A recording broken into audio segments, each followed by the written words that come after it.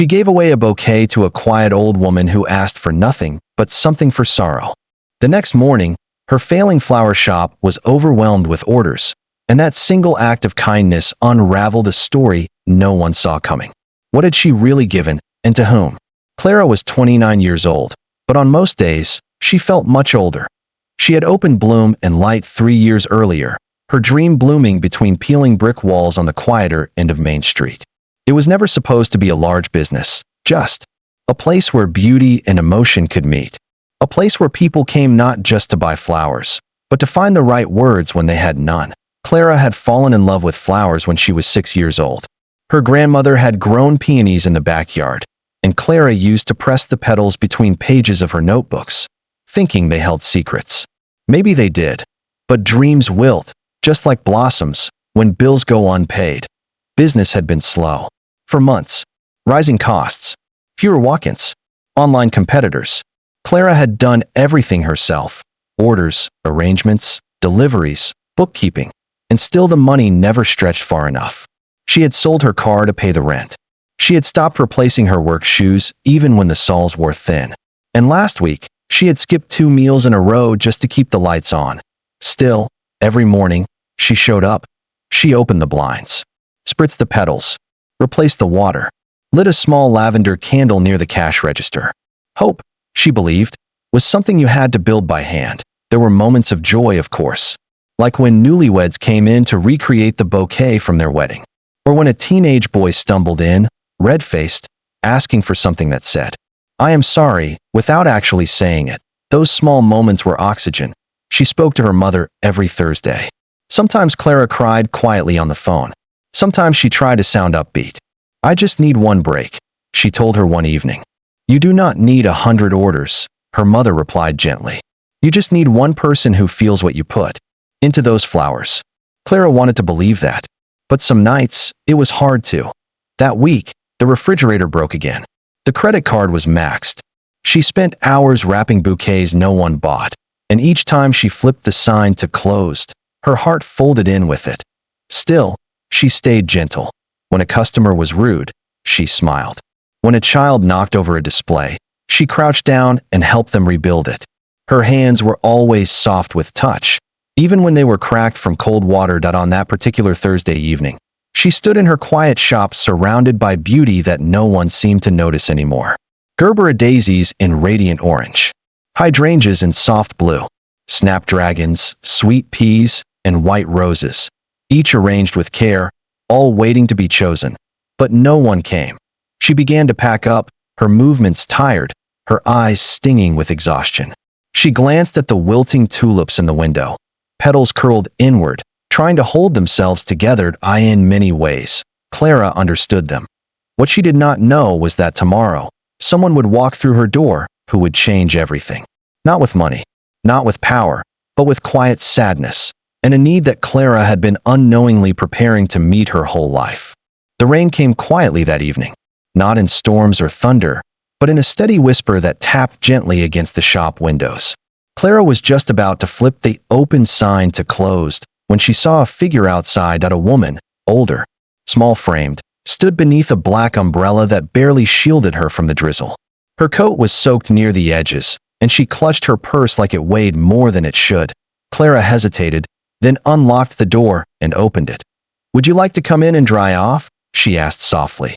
The woman nodded without speaking. She stepped inside slowly, her shoes squeaking against the wooden floor. Clara offered a tissue. The woman took it, but said nothing. After a long silence, her voice came, thin, almost trembling. "Do you have anything for sorrow?" Clara blinked. Not for birthdays. Not for anniversaries. Not even for sympathy or funerals. Just sorrow. She nodded, not trusting herself to speak. Her hands moved before her brain did, reaching for muted blooms, lavender and cream stock, soft blush ranunculus, a few sprigs of rosemary. She wrapped them in pale tissue paper and tied them with a thin gray ribbon. She handed them over with both palms open, eyes level. The woman reached into her purse, but Clara gently stopped her. "No charge," she said. "Sometimes, flowers say what words cannot." The woman looked at her for a long moment. Her eyes, glassy and tired, shimmered under the light. She pressed the bouquet gently to her chest. Then, with a small nod, she turned and walked back out into the rain. Clara stood in the doorway long. After she was gone, watching the umbrella disappear down the street. She had no idea who the woman was. No name. No story. Only the memory of that one sentence. Do you have anything for sorrow? And somehow, it felt like the most important question Clara had ever been asked. The next morning, Clara walked to the shop with her usual mix of fatigue and hope. The rain had stopped, leaving the streets glossy with reflection. She turned the corner and paused. Someone had placed a small bouquet outside her door, wrapped in white paper, tied with twine. No note, just a single daisy tucked into the top. She smiled, puzzled, and stepped inside. She had barely turned on the lights when her phone rang. Then again, and again. Within minutes, her inbox was flooded. Online orders from unfamiliar names. Messages like, "We read about you, and your flowers speak louder than words." Instagram tagged posts, comments piling up. Clara froze that a journalist from the local paper messaged her personally. "Would you be open to an interview? The story about the bouquet you gave to the elderly woman went viral overnight. We would love to feature you." She sat down behind the counter, her knees weak, her eyes wide. She was not used to being seen. Not like this. And in the middle of it all, she whispered, "What did I even do yesterday to deserve all this?" But deep down, a part of her already knew. By noon, bloom and light looked nothing like it had the day before. The phone rang nonstop. The online order dashboard blinked with dozens of new requests every hour. Strangers walked in, some just to say thank you. A few brought pastries. One woman cried and hugged Clara, saying, "You reminded the world that kindness still exists." But with the joy came something else. Pressure. Clara had always worked alone. Now she had more orders than she had vases. Her stock was running low. The fridge was unreliable. Her printer jammed. The bags under her eyes deepened. Her hands trembled from tying too many ribbons too fast. She tried to smile. She tried to breathe. But by late afternoon, she locked herself in the back room and sat. On the floor, back against the wall, heart racing. "What if I cannot handle this?" she whispered. She stared at the bouquet order list. 117 pending. What if I disappoint them? What if they expect magic and I only give them paper and stems? Her phone buzzed again. A voicemail. Then another. Then 5 more. She put her head in her hands. She thought of flipping the sign to closed and turning everything off. She thought of deleting the Instagram page. She thought of giving up, but in the silence, something stirred. She remembered. The old woman's eyes. The way she had held the bouquet to her chest. The nod of gratitude. The absence of words. The presence of meaning. "I was enough for her," Clara said aloud. "Maybe I can be enough again." She stood up slowly, wiped her face, and opened the door. There was still so much to do. But now, she moved not with panic, but with purpose that if she had made just one person feel less alone, then she could do it again. Even if it was not perfect, even if she was not ready, she would try anyway, because that was what flowers were for. It was just past 5 o'clock when Clara heard the bell above the door ring again. She looked up, expecting another customer, but it was her, the old woman. Same coat. Same gentle walk. Same quiet presence. Clara froze behind the counter. "I was not sure you would remember me," the woman said softly. Clara stepped forward, hard in her throat. "I do." The woman reached into her bag and pulled out a folded newspaper. On the front page was a photo of Clara's shop, and below it, a headline. "The florist who spoke without words." "My daughter is a journalist," the woman said. She had been trying to write about goodness for a long time. That bouquet, it gave her something real to believe in. Clara's eyes filled. "You never told me. I wanted to know if beauty still existed in small corners of the world," the woman said. "And it does.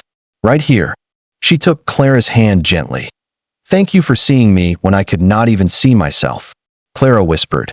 "Thank you for reminding me why I do this." They stood together for a moment, in silence, surrounded by flowers blooming in the soft light of evening. Months passed. The flood of orders slowed to a steady stream, but Clara's shop was no longer quiet. That it was alive. Bloom and light became more than a flower shop. It became a place where people came to cry, to celebrate, to remember. A place where emotions found petals, and grief found something soft to hold on to. Clara hired her first assistant, a retired schoolteacher who had lost her husband and found joy again among roses and ribbon. Together, they began hosting free weekend flower therapy workshops for widows, single mothers, and anyone needing gentle company. Children came to learn how to tie bows. Teenagers showed up with questions about meaning and symbolism. Couples sat side by side creating bouquets for their anniversaries, and every so often, Clara would see the old woman again. Never with an entourage, always with quiet eyes and a warm scarf. Sometimes she stayed for tea. Sometimes she just watched the flowers in silence. Clara never asked for more than that. She no longer feared slow days. She no longer saw quiet as failure. She understood now. Some things bloom slowly. And when they do, they last longer. Clara stood at the window one spring morning and looked out at the sun climbing the rooftops that a little girl in a yellow jacket held a daffodil in her hand and waved through the glass. Clara waved back and smiled. She had once thought her shop was about flowers. Now she knew it was about healing. If this story touched your heart, give it a like and subscribe for more soul-stirring stories, emotional stories, and heartwarming stories that celebrate quiet kindness. We love reading every single comment. Tell us, where in the world are you watching from? Until next time, stay gentle, stay giving, and keep blooming wherever you are.